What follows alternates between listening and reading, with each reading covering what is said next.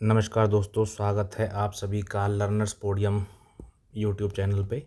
और आज है डेट 26 जून 2025 और हम जानेंगे आज के कुछ न्यू इम्पोर्टेंट आर्टिकल्स जो कि रेलेवेंट हैं एग्ज़ाम पॉइंट ऑफ व्यू से। यूपीएससी की बात करो या स्टेट पीसीएस की बात करो या अदर वेरियस एग्ज़ाम्स की बात करो जिनमें करंट अफेयर्स का वेटेज काफ़ी हाई होता है। तो देखते हैं कौन कौन सा टॉपिक है आज। तो ये है वर्ल्ड बेस्ट स्कूल प्राइज़, पहला टॉपिक। ठीक है, किसको मिला है, क्यों मिला है, ये जानेंगे। आर्टिकल 42 ऑफ इंडियन कॉन्स्टिट्यूशन, ये क्यों रेलेवेंट हो जाता है जून के लास्ट वीक में जाके, क्योंकि 25 जून एक डेट है। 25 जून, ठीक है, ये एक इम्पोर्टेंट डेट है, इसको याद रखना। बात करेंगे इसके बारे में आगे। एक बटरफ्लाई की स्पीशीज देखी गई है अरुणाचल के अंदर। ठीक है, स्केफोल्डिंग फार्मिंग क्या होता है? फार्मिंग यूपीएससी का बहुत एक फेवरेट टॉपिक है, प्रीलिम्स में भी मेंस में भी। टेबो मोनेस्ट्री ये क्यों न्यूज़ में है? Fire in Amazon. ठीक है, एसडीजी इंडेक्स के बारे में बात करेंगे, क्या इसकी नई रिपोर्ट आई है। विकसित कृषि संकल्प अभियान, ठीक है, विकसित कृषि ये भी फार्मिंग के ऊपर आ गया। ठीक है, अगेन एक यूपीएससी का favourite topic. Bihar nuclear power plant, Bihar में एक न्यूक्लियर पावर प्लांट बनने जा रहा है, सरकार ने ये अनाउंस किया है बिहार इलेक्शन से पहले। ठीक है, वीगन लेदर, ये किसकी क्या इंपॉर्टेंस है? IAEA international atomic energy agency, इसके बारे में बात करेंगे। इन्हेंस्ड रॉक वेदरिंग ये क्या होता है? और एस्टीमेट कमेटी जो कल रह गया था, इसके बारे में हम थोड़ा सा डिस्कस करेंगे। ठीक है, तो ठीक है, बढ़ते हैं आगे और करते हैं डिस्कस डिटेल में सभी आर्टिकल्स को। सबसे पहले बात करते हैं अमेज़ॉन जंगल में फायर्स की। ठीक है, ये है अमेज़ॉन जंगल, फैला हुआ है पूरा सबसे ज़्यादा ब्राज़ील के अंदर ये।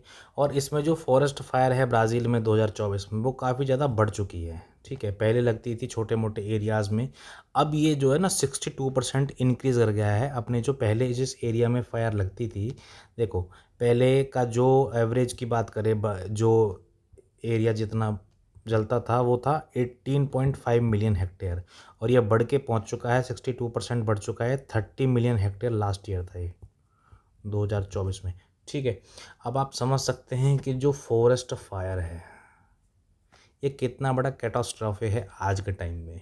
और ब्राज़ील जैसे जंगलों में, जिसको लंग्स कहा जाता है अर्थ का, ठीक है, अर्थ का लंग कहा जाता है इसको, और यहाँ पर फॉरेस्ट फायर इतनी ज़्यादा बढ़ चुकी है, तो आप सोच सकते हो कि इस टाइम पे क्लाइमेट पे क्या असर रहेगा इसका आने वाले टाइम में और अभी भी।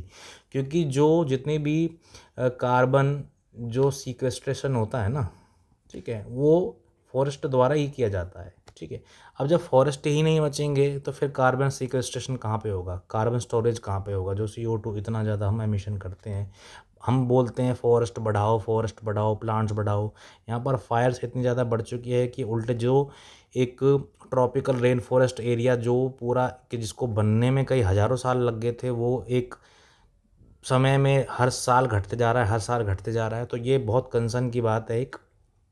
तो 62% बढ़ गई है फायर जो है। अब मैंने इसको आपको बताया क्यों, ठीक है, इसका रिलेवेंस जानते हैं सबसे पहले कि आप इसको कहाँ यूज़ करेंगे, इस ऑप्शंस को, इस आंसर को। ठीक है, अगर आपसे बात करे कोई कि भाई क्लाइमेट के ऊपर कोई क्वेश्चन आता है GS 3 में, ठीक है, या फिर एसए में कोई टॉपिक आता है, ठीक है, या फिर आपको कोई क्वेश्चन स्टार्ट करना है कहीं से भी इन्वायरमेंट से रिलेटेड, तो आप इसको एक इंट्रो के रूप में यूज़ कर सकते हैं। ठीक है, या बीच में कहीं पे यूज़ कर सकते हैं आंसर के। ठीक है, मैं आपको ना हर एक टॉपिक में ना उसकी रिलेवेंस बताऊंगा, प्रीलिम्स के लिए, मेंस के लिए और प्रीलिम्स प्लस मेंस के लिए। ठीक है, कि आपको यूज़ कहाँ करने हैं। हवा में कुछ नहीं पढ़ाया जाएगा कि भाई यार ये तो ऐसा कोई क्वेश्चन आता नहीं है प्रीलिम्स के अंदर, प्रीलिम्स के लिए अंदर नहीं आता है, लेकिन मेंस के अंदर आप इनका यूज़ कर सकते हैं। और यही वो छोटे छोटे डाटा हैं जो आपकी जो आंसर राइटिंग है ना उसको बहुत ज़्यादा एनहेंस कर सकते हैं, एनरिच कर सकते हैं। ठीक है, तो आपको याद रखना होगा कि भाई 62% जो फॉरेस्ट फायर्स है वो अमेज़न के जंगलों में बढ़ चुकी है इतनी अमाउंट में। अब फायर जो वहाँ पे बहुत ज़्यादा एरिया को कवर कर चुकी है पहले के मुकाबले। ठीक है, तो इसको आप यूज़ कर सकते हैं GS 3 के किसी भी आंसर राइटिंग में। और बढ़ते हैं अगले टॉपिक। अब ये आया है SDG इंडेक्स, ठीक है, SDG index, sustainable development gold index आया है। अब इसमें पहली बार ऐसा हुआ है कि जो इंडिया हमारी कंट्री है वो टॉप 100 के अंदर आई है। ठीक है, कितनी रैंक आई है? 99th। ठीक है, पहली बार ऐसा हुआ है, फर्स्ट टाइम कितनी कंट्रीज़ में से? आउट ऑफ 167 कंट्रीज़ 2025 के एडिशन में। इससे पहले इंडिया की रैंक कितनी थी? 109 थी, ठीक है। 2024 की जो रैंकिंग थी ये रहा, देखो ग्राफ से समझते हैं। 109 थी, उससे पहले 112 थी, फिर 121 भी हो गई थी, 120 भी रही है, 2017 में 116 थी, ठीक है। तो पहली बार ऐसा हुआ है कि ये 99 100 से कम में पहली बार हमारी जो रैंक है सस्टेनेबल डेवलपमेंट गोल में, वो हमारी रैंक कम हुई है, ठीक है। और ये अच्छी बात है। स्कोर कितना रहा है इंडिया का? 67 रहा है, ठीक है। 67 रहा है स्कोर। अगर हम कंपेयर करें तो भूटान की 74th रैंक थी, नेपाल की 85th थी, और बांग्लादेश की 114 थी। अब हम यहाँ पे सोचते हैं कि यार ये तो बहुत छोटे देश हैं, हमसे तो कहाँ ही इतना आगे बढ़ पाएंगे, ये इनकी कैसे। तो मैं आपको एक बात बताता हूँ, भारत के अंदर जो सबसे बड़ी प्रॉब्लम है ना, या उसको असेट भी कह सकते हैं और उसको लायबिलिटी भी कह सकते हैं, वो है पॉपुलेशन, ठीक है। और जितनी ज़्यादा पॉपुलेशन होती है ना, उतने ही ज़्यादा इश्यूज़ भी होते हैं, और हम उसको असेट के रूप में भी यूज़ कर सकते हैं। ये इनकी छोटी छोटी पॉपुलेशन कंट्री है इनकी ये, ठीक है। डेनमार्क हो गया, नेपाल हो गया, बांग्लादेश हो गया, जो फर्स्ट आती है, जैसे कि ये अपना फिनलैंड, स्वीडन, डेनमार्क हो गया, ये यूरोपियन कंट्रीज़ हैं, नॉर्वेजियन कंट्रीज़ हैं, ये स्कैंडिनेवियन कंट्रीज़ हैं जितनी भी, ये छोटी छोटी पॉपुलेशन है इनकी, और हमारी पॉपुलेशन बहुत ज़्यादा है, ठीक है। तो भारत सरकार को कुछ भी काम करने के लिए ना बहुत ज़्यादा एफर्ट और रिसोर्सेज की ज़रूरत पड़ती है। तो आप समझिए इस चीज़ को कि कंपेयर तो किसी से नहीं किया जा सकता, खैर कुछ मामलों में। तो इंडिया की जो एसडीजी रैंक है वो इम्प्रूव हुई है, ठीक है। और इसको हम यूज़ कहाँ पे करेंगे? इसको मेंस आंसर राइटिंग में करेंगे, ठीक है। मेंस के आंसर राइटिंग में करेंगे इसको भी हम यूज़, कि भाई हमारी जो रैंक है वो इम्प्रूव हुई है पहले से, ठीक है। इंडिया जो है सस्टेनेबल डेवलपमेंट गोल्स की तरफ बढ़ रहा है रैंकिंग में। या प्रीवियस ईयर क्वेश्चन में भी पूछ सकता है आपसे, सॉरी प्रीलिम्स में भी पूछ सकता है आपसे, कि क्या इंडिया की रैंक इम्प्रूव हुई है? पहली बार 100 आई है। कहीं पूछ भी सकता है किसी छोटे एग्जाम में, स्टेट पीसीएस वगैरह में, कि भाई डायरेक्टली पूछ सकता है कि भाई 99th रैंक आई है, ठीक है, या रैंक कितनी आई है, पूछ लेते हैं ना कि भाई कितनी रैंक आई है। ये कोई बहुत बड़ा डाटा तो है नहीं याद करने के लिए, कि भाई पता नहीं क्या क्या रॉकेट साइंस याद करनी पड़ेंगी। आपसे किसी भी स्टेट पीसीएस के अंदर के पूछ सकता है कि भाई कितनी रैंक आई थी? 99th आई थी, 100 आई थी, 101 आई थी, 102 आई थी। तो ये 99th आई है, पहली बार आई है 2025 के एडिशन में, ठीक है।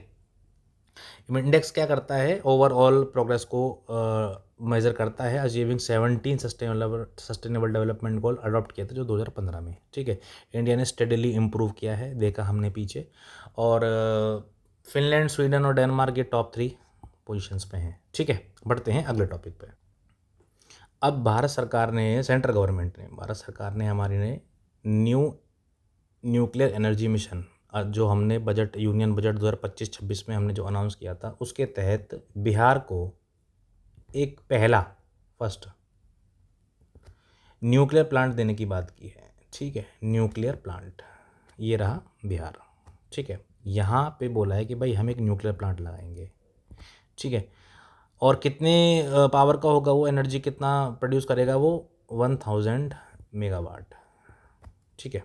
ये सरकार ने बोला है। तो आ सकता है किसी भी क्वेश्चन के अंदर, अगर आपसे बीमारू रीजन के स्टेट्स की बात की जाए, ठीक है, या आपसे पूछा जाए कि भाई देश में कई ऐसे हिस्से हैं जहाँ पर डेवलपमेंट नहीं हो रही, रिन्यूएबल एनर्जी की अगर कोई क्वेश्चन आ जाता है, या क्लीन एनर्जी की अगर कहीं बात आ जाती है, तो आप एक सरकार का इनिशिएटिव बता सकते हैं कि भाई न्यूक्लियर एनर्जी मिशन जो हमारा 2025-26 के बजट में आया था, हम इसके बारे में डिस्कस करेंगे अगली क्लास में किसी में, न्यूक्लियर एनर्जी मिशन के बारे में डिटेल में।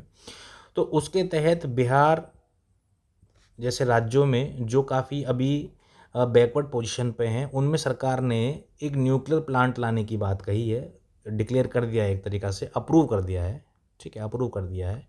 तो ये एक बहुत अच्छा इनिशिएटिव है सरकार का। और प्रीलिम्स के हिसाब से भी ये इंपॉर्टेंट इसलिए हो जाता है कि भाई कौन सा ऐसा राज्य है कि भाई जिसके अंदर अभी डिक्लेयर किया है, ठीक है। तो बिहार है वो, बिहार को मिलेगा नया न्यूक्लियर पावर प्लांट, ठीक है। कौन कौन से हैं ऑपरेशनल? प्रपोज्ड तो काफ़ी हैं अभी भी, ठीक है, लेकिन ऑपरेशनल कौन कौन से हैं? नरोरा है उत्तर प्रदेश में, ठीक है। Rajasthan atomic power plant Kota में है ये। ककरापार ये गुजरात के अंदर है। तारापुर ये है अपना महाराष्ट्र के अंदर, ठीक है। कैगा कर्नाटका के अंदर है। और ये मद्रास एटॉमिक पावर प्लांट, ये आप समझ गए होंगे, मद्रास तमिलनाडु के अंदर है। और ये कुंडनकुलम पावर स्टेशन, ये भी तमिलनाडु के अंदर है, ठीक है। तो ये अभी ऑपरेशनल हमारे जो न्यूक्लियर पावर प्लांट्स हैं इंडिया के, वो हैं। बिहार के अंदर नया आएगा, और भी हैं प्रपोज्ड, और भी हैं, अकेला बिहार में ही नहीं है, ठीक है, एमपी के अंदर भी हैं एक दो और कर्नाटका के अंदर है, तमिलनाडु के अंदर भी हैं, ठीक है। तो ये अभी उत्तर प्रदेश के अंदर भी है एक दो, ठीक है। इन्हीं के अंदर क्या होता है मैं बताता हूँ आपको, जो ये पावर प्लांट्स होते हैं ना, इन्हीं में ही और फर्दर एनर्जीज़ को जो पावर प्रोडक्शन है उसको बढ़ा दिया जाता है, ठीक है, और वहीं पे इसको एक्सटेंड कर दिया जाता है पावर प्लांट को, ठीक है। तो ये हमने पढ़े Rajasthan atomic power plant, Narora ये उत्तर प्रदेश के अंदर, काकरापार ये गुजरात के अंदर है, Tarapur atomic power plant Maharashtra के अंदर है, कैगा कर्नाटक के अंदर है, मद्रास कलापक्कम ये नाम मेरा था ना, कलापक्कम, और ये कुंडनकुलन, ठीक है। कन्फ्यूज मत हो जाना कि ये किसी और राज्य में नहीं, ये तमिलनाडु के अंदर है, ठीक है। तो प्रीलिम्स में क्वेश्चन पूछ सकता है इनके ऊपर, ठीक है, तो आपको ये समझना चाहिए, ठीक है। अब रेयर बटरफ्लाई देखी गई है अरुणाचल प्रदेश के अंदर for the first time in India, ठीक है। क्या नाम है इसका? चाइनीज़ रोज़ विंड मिल बटरफ्लाई, ये है सुंदर से, ठीक है, चाइनीज़ रोज़ विंड मिल बटरफ्लाई, ठीक है। और ये कहाँ देखी गई है? मेचूका अरुणाचल प्रदेश जगह है, मेचूका अरुणाचल प्रदेश, ये कन्फर्म्ड साइटिंग है इसकी पहली बार इंडिया में, ठीक है। तो ये एक छोटी सी चीज़ आपके प्रीलिम्स के लिए ज़रूरी है याद रखनी। अगर आपसे पूछ लें विंड मिल, देखो क्वेश्चन तो कहीं से भी पूछ सकते हैं, इसमें कुछ नहीं है कि भाई यहाँ से नहीं पूछ सकते। बटरफ्लाई पे पहले भी क्वेश्चन पूछा हुआ है कि कौन से स्टेट ने बटरफ्लाई को अभी अपना नेशनल बटरफ्लाई करने का जो ऐलान किया था, महाराष्ट्र ने किया था उस टाइम पे। तो बटरफ्लाई से क्वेश्चन आया हुआ है प्रीलिम्स के अंदर, PYQ आया हुआ है बटरफ्लाई के ऊपर। तो ऐसा नहीं है कि ये कहाँ से पूछ लेंगे, पूछ सकते हैं, यहाँ से पूछ सकते हैं, ठीक है। तो ये आपको याद रखने की ज़रूरत है, ठीक है। कौन सी कहाँ पे देखी गई है? अरुणाचल प्रदेश में। क्या नाम है इसका? चाइनीज़ रोज़ विंडमिल बटरफ्लाई, ठीक है, रेयर बटरफ्लाई ये, ठीक है। पढ़ते हैं अगली न्यूज़। अब ये क्वेश्चन है 2014 में आया था, पहले इसके बारे में बात करते हैं। टाबो मोनेस्ट्री है स्पीति के अंदर, स्पीति, लाहौल स्पीति, आपने काफ़ी एक फेमस टूरिस्ट प्लेस है ये हिमाचल प्रदेश के अंदर, ठीक है। स्पीति है और इसने ASIO को SIS भेजा है, SOS भेजा है। SOS आपने देखा होगा कि जो SOS बना देते हैं ज़मीन पे जहाँ कोई फंस जाता है या हेल्प मांगता है, ठीक है। Save our soul, save our ship, ऐसे करके इसका कुछ फुल फॉर्म होता है, ठीक है। ये 1000 ईयर ओल्ड टाइप मोनेस्ट्री है। कहाँ पर? स्पीति वैली में। 1996 में बनी थी ये, ठीक है, 1996 में बनी थी ये, ठीक है। तो करीब करीब काफ़ी साल पुरानी है ये। और ये जो है इसमें क्लाउड बस्ट इसमें और जो फ्लैश फ्लड्स हैं इस रीजन में, ठीक है, इससे इस जो मोनेस्ट्री को है ना काफ़ी ज़्यादा नुकसान पहुंचा है। और इन्होंने मिनिस्ट्री ऑफ ये अपना आर्कोलॉजिकल सर्वे ऑफ इंडिया को लिख कर भेजा है कि भाई हमारे लिए थोड़ी सी मदद कीजिए, हेल्प कीजिए हमारी, ठीक है। जो भी अपना इसमें पॉसिबल सॉल्यूशंस हैं उसके लिए हम बात करते हैं। अब ये मैंने लिया क्यों, ठीक है, देखो ये रहा प्रीवियस ईयर क्वेश्चन, 89वां क्वेश्चन है ये 2014 का, ठीक है। ये कौन से सेट का होगा? ए सेट का है, ठीक है। अब इसमें पूछा हुआ है मैच द फॉलोइंग स्पेयर्स में, ठीक है। टेबो मोनेस्ट्री स्पीति वैली में है। लोथ्स खान टेम्पो ये हमको नहीं पता, आईची टेम्पल लद्दाख के अंदर है, ठीक है। ये मतलब इसका 1 और 3 है आंसर। वैसे मैं आपको बता दूँ तो ये नहीं था, ये जांस्कर वैली में नहीं है, ये भी अपना हिमाचल के अंदर ही है, ठीक है। तो ये क्वेश्चन आपसे पूछा था। अब ये देखो कि जो प्रीवियस ईयर क्वेश्चंस की जो रेलेवेंस है वो कितनी ज़्यादा हो जाती है। एक छोटा सा टॉपिक आया कि टेबो मिनिस्ट्री है, वो क्लाउड बस्ट और फ्लैश फ्लड्स की वजह से उसने ESI को लिख के भेजा, लेकिन ये न्यूज़ में तो आ गया ना, न्यूज़ में आ गया और हमारे लिए इंपॉर्टेंट हो गया। क्यों? प्रीवियस ईयर में क्वेश्चन भी पूछा गया है। कैसा क्वेश्चन पूछा गया है? मैच द फॉलोइंग क्वेश्चन पूछा गया है। तो इसीलिए PYQs बहुत ज़रूरी हो जाते हैं, ठीक है। अभी एक बार हम पहले जान लेते हैं कि इंडिया के अंदर फेमस मोनेस्ट्रीज कौन कौन सी है और वो कहाँ कहाँ पर है, ठीक है। थिक्से मोनेस्ट्री है, ये लेह लद्दाख के अंदर है। हेमिस मोनेस्ट्री है, ये भी लेह लद्दाख के अंदर है। काई मोनेस्ट्री है, ये हिमाचल प्रदेश के अंदर है, ठीक है। ताबो हमने पढ़ा, ये भी हिमाचल के अंदर है। और ये नामग्याल मोनेस्ट्री, ये भी हिमाचल के प्रदेश के अंदर है, ठीक है। माइंड रोलिंग मोनेस्ट्री ये आपकी उत्तराखंड के अंदर है, उत्तराखंड, जैसा कि आप देख पा रहे हो, ठीक है। ये है घूम मोनेस्ट्री और एंची मोनेस्ट्री, ये सिक्किम के अंदर है, ठीक है। और तवांग प्लेस है, तवांग मोनेस्ट्री है अरुणाचल प्रदेश के अंदर। और ये है आपका नाम ड्रोलिंग नियंग मापा मोनेस्ट्री, नाम ड्रोलिंग, ये माइंड रोलिंग है, ये नाम ड्रोलिंग है, ठीक है। नीचे है नाम और ऊपर है माइंड, ठीक है। माइंड ऐसा छोटा छोटा आप तरीके से याद कर सकते हैं, माइंड रोलिंग।